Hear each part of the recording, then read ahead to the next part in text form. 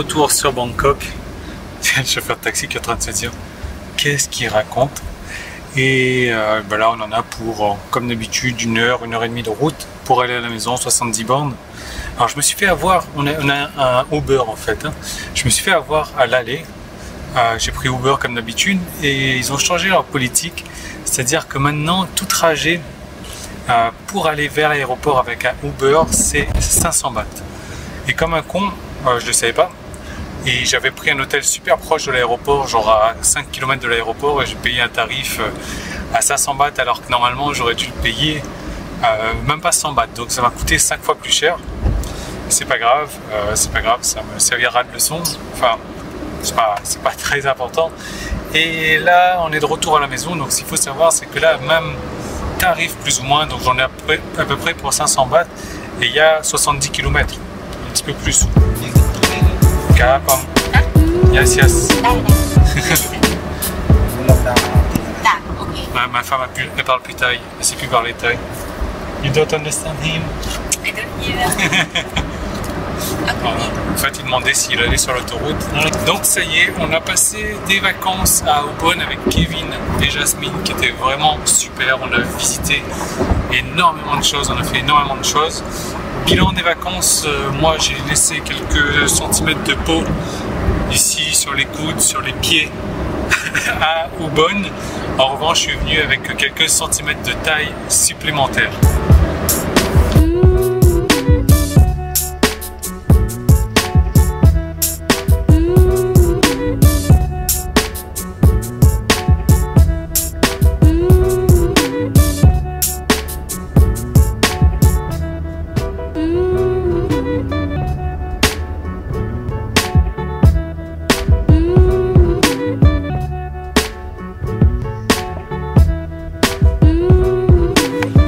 Bon.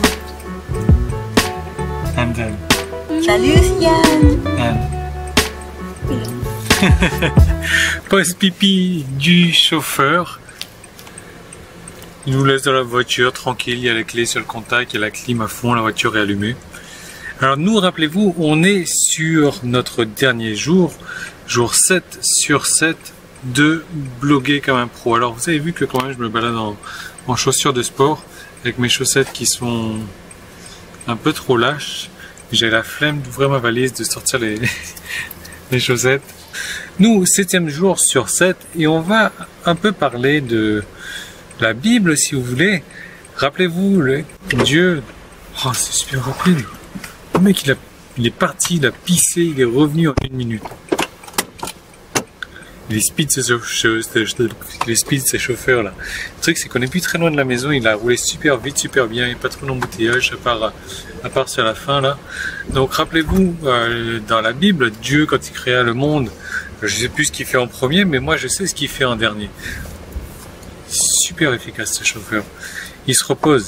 Et vous allez voir que la 7e étape, il va falloir également vous reposer.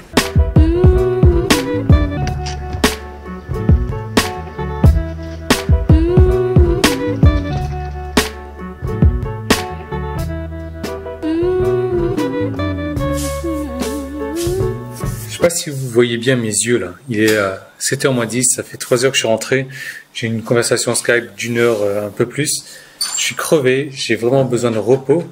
Et ça tombe bien parce que le 7e jour, le dimanche, donc, c'est exactement ce qu'il faut faire, c'est prendre une pause. Vous savez, il y a une expression qui dit, et la musique, c'est l'espace entre 2 notes. Et réfléchissez bien à ça, parce que si les notes étaient continues comme ça, il n'y aurait pas de musique, mais c'est vraiment le tempo, c'est vraiment ça qui fait la musique.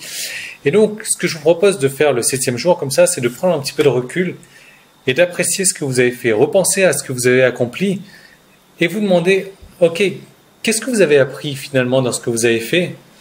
Est-ce que vous avez grandi? Est-ce que vous avez évolué un petit peu dans ce que vous avez fait? Je vous recommande vivement aussi de célébrer les victoires, même si c'est des petites victoires, hein. Et surtout, si jamais il y a eu des problèmes, si jamais il y a eu des erreurs, c'est d'apprendre de vos erreurs.